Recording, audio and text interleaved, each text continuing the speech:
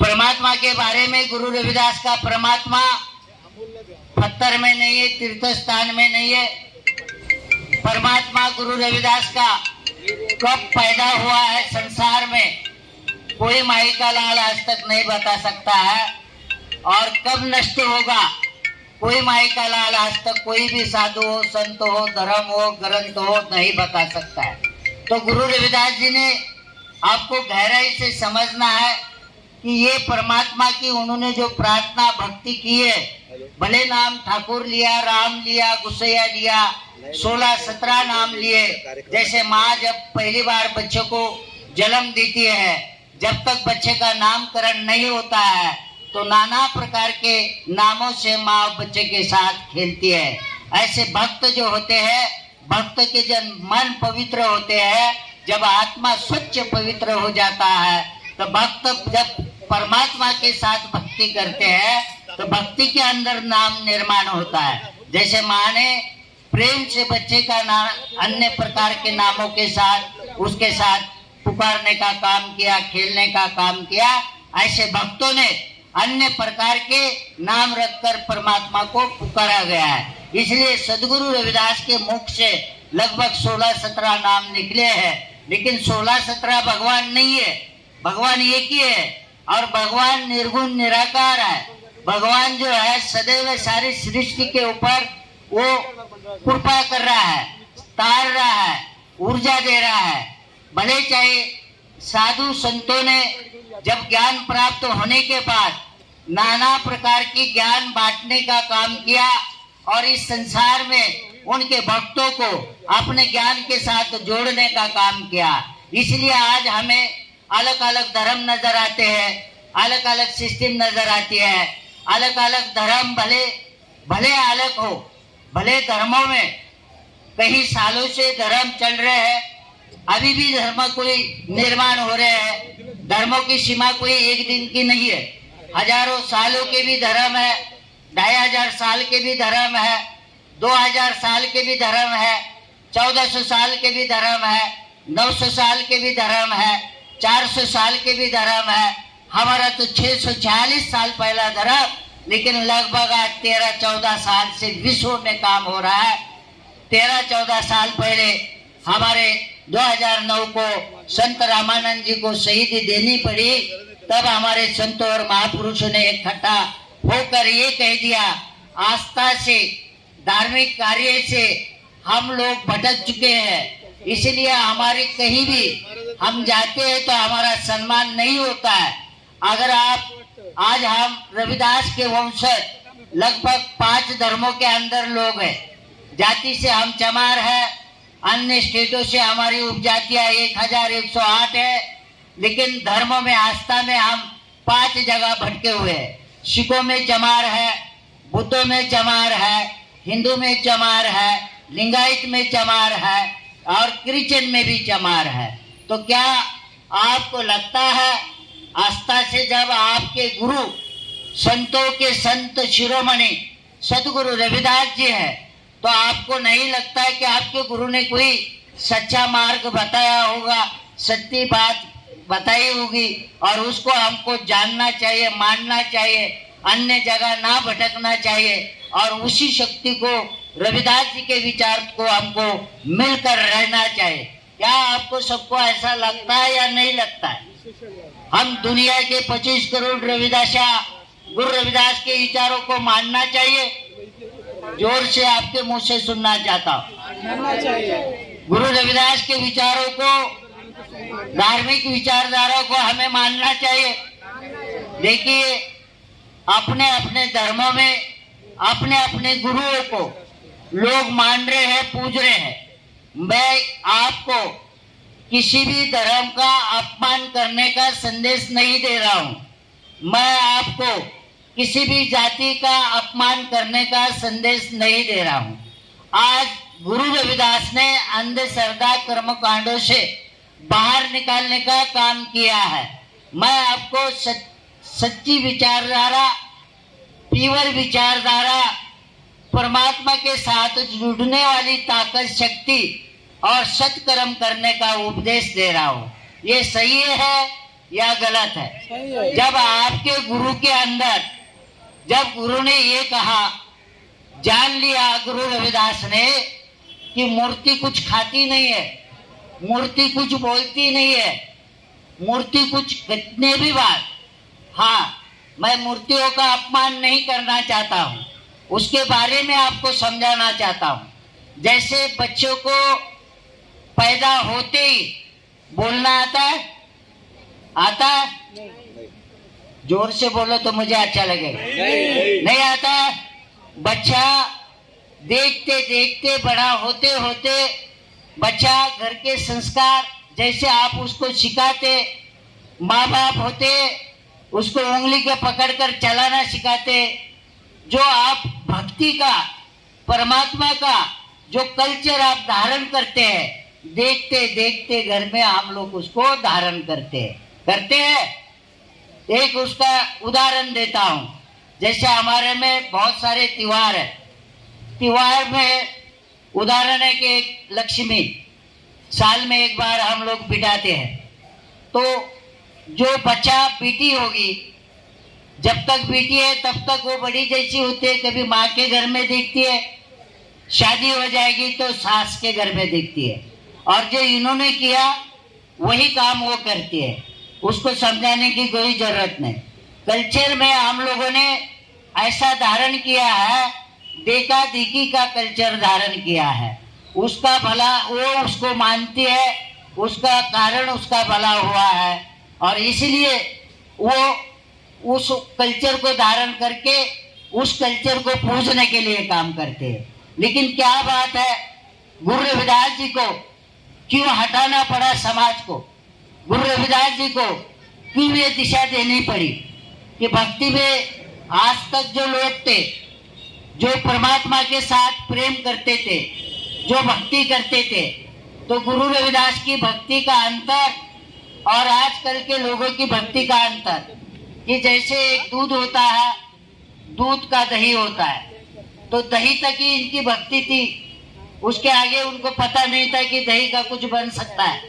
उसके बाद में गुरु रविदास जी ने हजारों साल के सिस्टम को समझ लिया, और समझने के बाद उसका निचोड़ निकालकर और उसके आगे का ज्ञान दे दिया। तब लोग गुरु रविदास जी को ये आगे का ज्ञान, जब गुरु रविदास जी संसार के लोगों को बांट रहे थे, तब उनके चरणों में राजे महाराजे साधु संत सब लोग स्वीकारने लगे, मानने लगे। तो आगे की भक्ति गुरु रविदास जी ने क्या किया, जैसे इनको इतना ही पता था दूध दही, तो गुरु रविदास जी ने कहा परमात्मा के साथ अगर मिलना है, मिलन करना है, शक्ति के साथ अटैच होना है, तो आपको इसके अंदर बहुत प्राप्ति से, बहुत ही ज्ञान प्राप्ति के कारण इसको ये करना पड़ेगा। तो गुरु रविदास जी ने उसके लिए ये काम करने का कोशिश की कि वो दही के आगे निकल गए और उसको उन्होंने घुसाड़ने का काम किया। घुसाड़ने के बाद उसका एक प्रकार से उधर जो है लोनी बन जाता है। लोनी का बाद में आप उसको गरम करो तो घी बन जाता है। उसके आगे, घी के आगे कुछ बनता है क्या, आप बताओ? घी के आगे सिर्फ खाने का ही काम है ना, क्या कुछ बनता है? तो ऐसे प्रार्थना में प्राप्ति कर कर गुरु रविदास जी ने ईश्वर के बारे में समझा, ज्ञान के बारे में समझा, और उसके अपने अंदर पूरा पावर को उसके साथ अटैच कर दिया। जब उनको पता चला कि इसके आगे कुछ नहीं है, ये सब ठगपना है, इसलिए गुरु रविदास जी ने कहा हाथ जप माला माते टीला, जग ठगने को सौंग बनाया।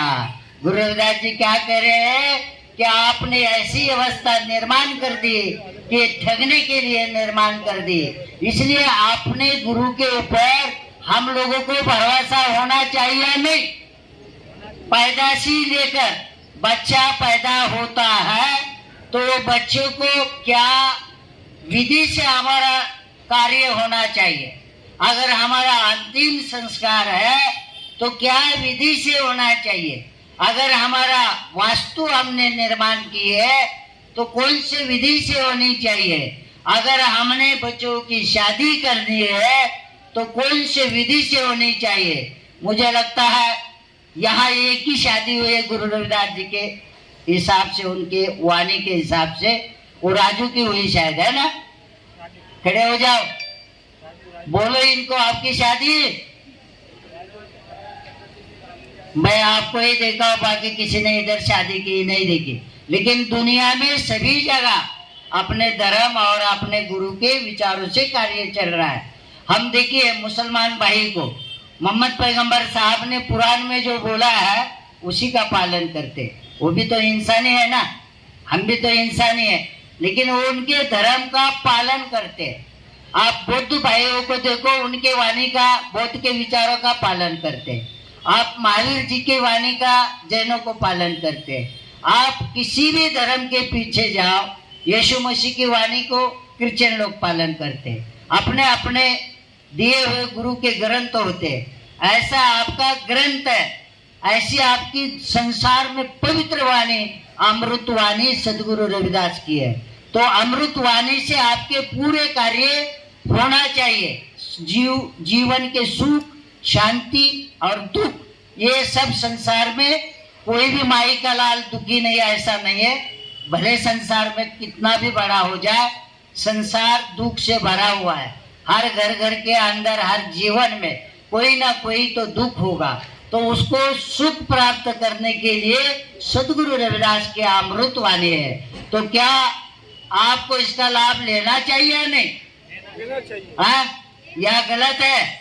हजारों साल से जिसको आप पूछते आए हैं, कभी आपका उद्धार हुआ है उससे आपके मन को डाइवर्ट कर दिया, आपके ज्ञान को डाइवर्ट कर दिया, आपके धन को डाइवर्ट कर दिया। जो धन, अभी इसका एक उदाहरण आपको समझा रहा हूं मैं, आपको समझ में आए इसलिए ये उदाहरण आपको समझा रहा हूं। जो धन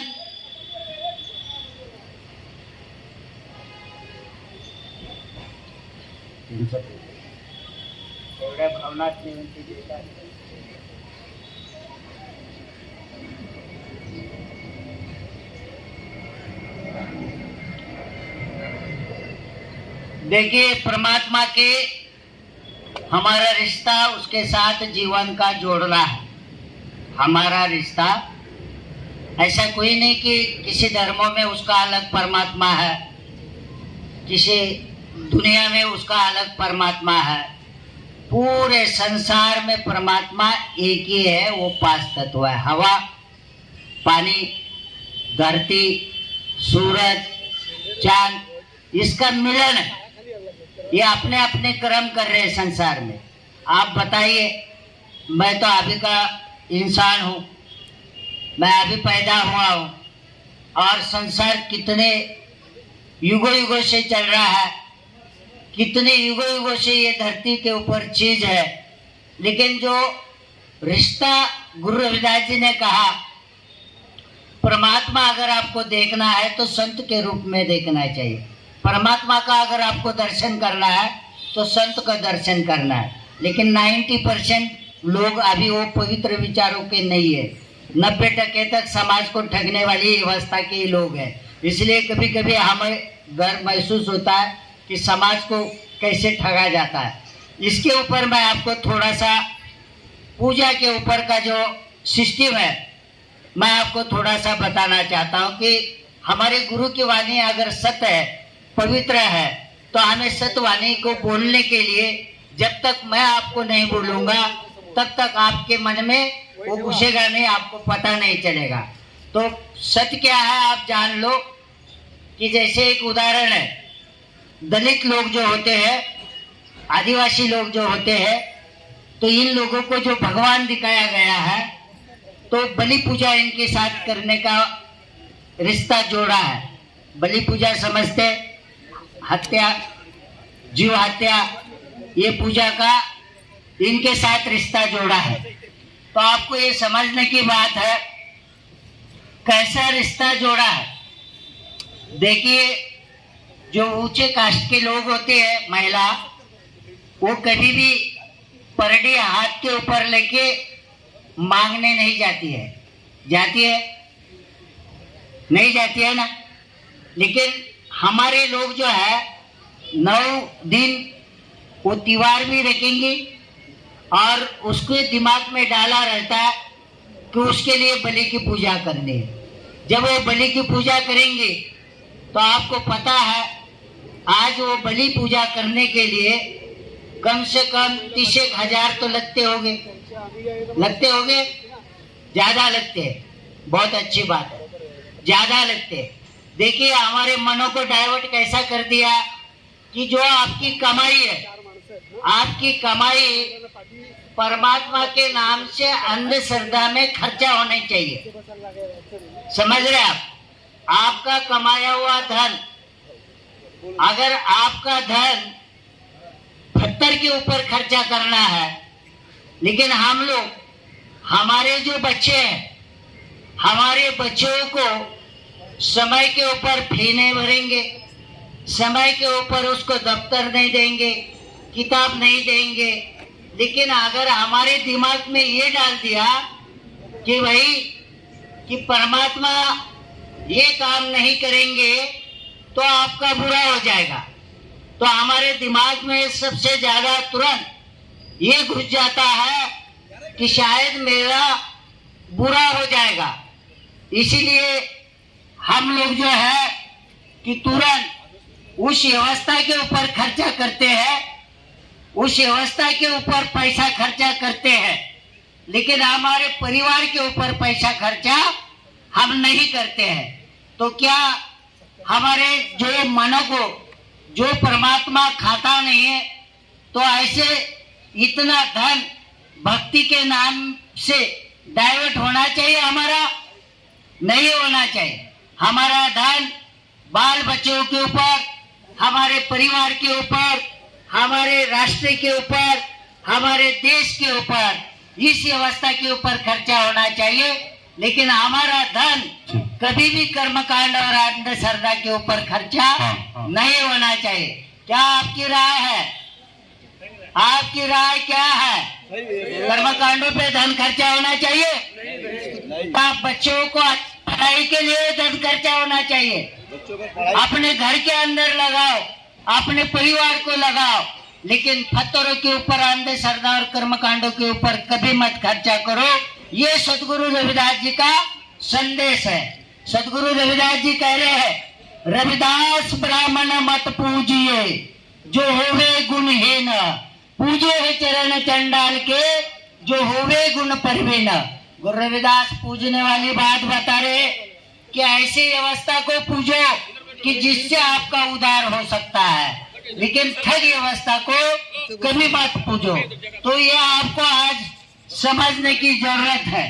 हम लोग गुरु रविदास जी के मिशन को पूरे विश्व में लेकर जा रहे हैं और आपको सत्कर्म करने का संदेश और उपदेश दे रहे हैं।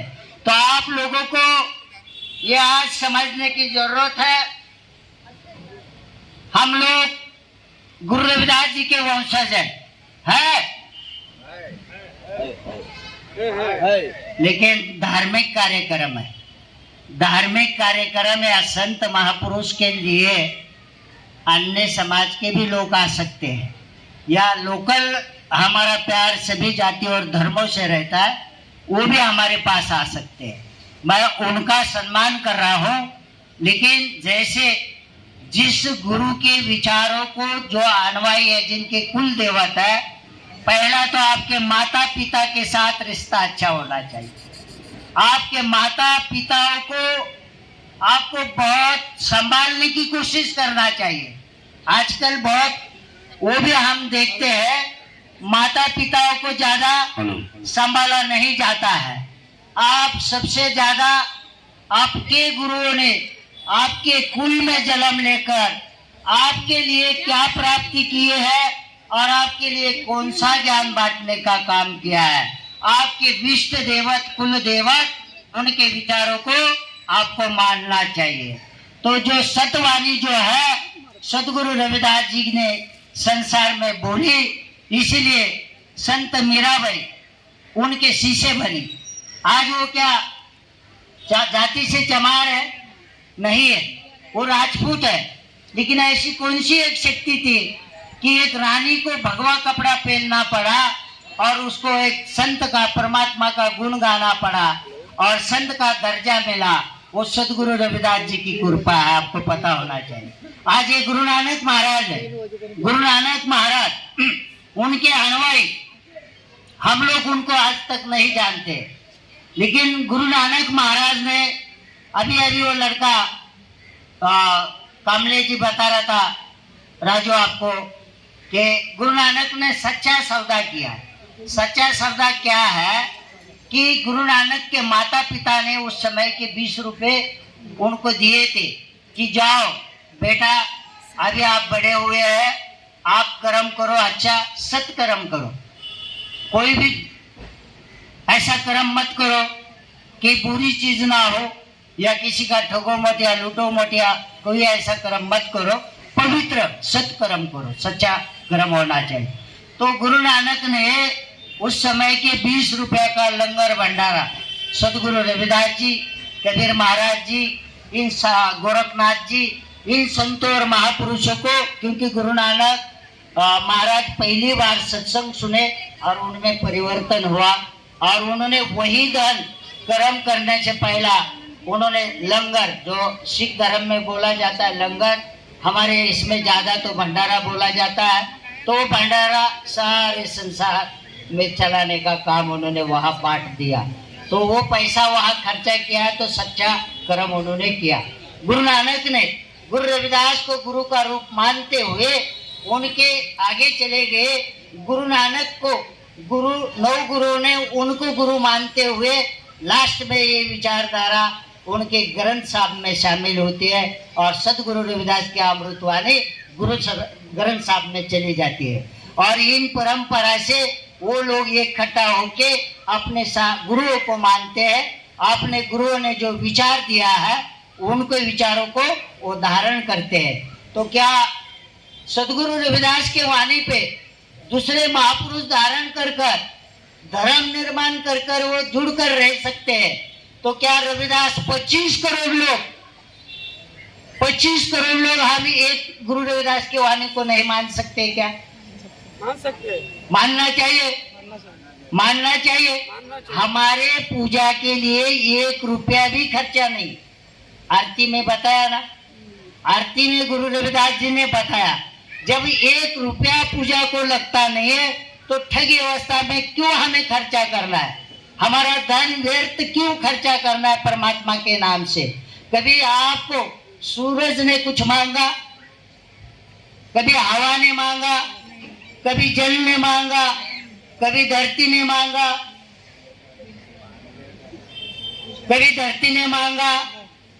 कभी देने वाले पावर ने, परमात्मा शक्ति ने इंसान को नहीं मांगा। वो कंटिन्यू संसार में युगो दे रहे हैं। तो हमारे गुरु की जो अमृतवाणी है, समझ लो, गुरु रविदास जी ने कहा, जो एक बार ऐसा समय आया था, गुरु रविदास का जन्म काशी बनारस में 646 साल पहले हुआ था। तो ब्राह्मण पूछने लगे गुरु जी को कि वे ऐसी क्या व्यवस्था है आपके पास? पूजा पाठ करने का अधिकार हमारे पास है, वेद पढ़ने का अधिकार हमारे पास है, ये सब कुछ अधिकार हमारे पास है, लेकिन ये 52 राजे, साधु, संत सब आपके चरणों में आ रहे हैं और ये लोग आपके शरण आ रहे हैं। तो ऐसी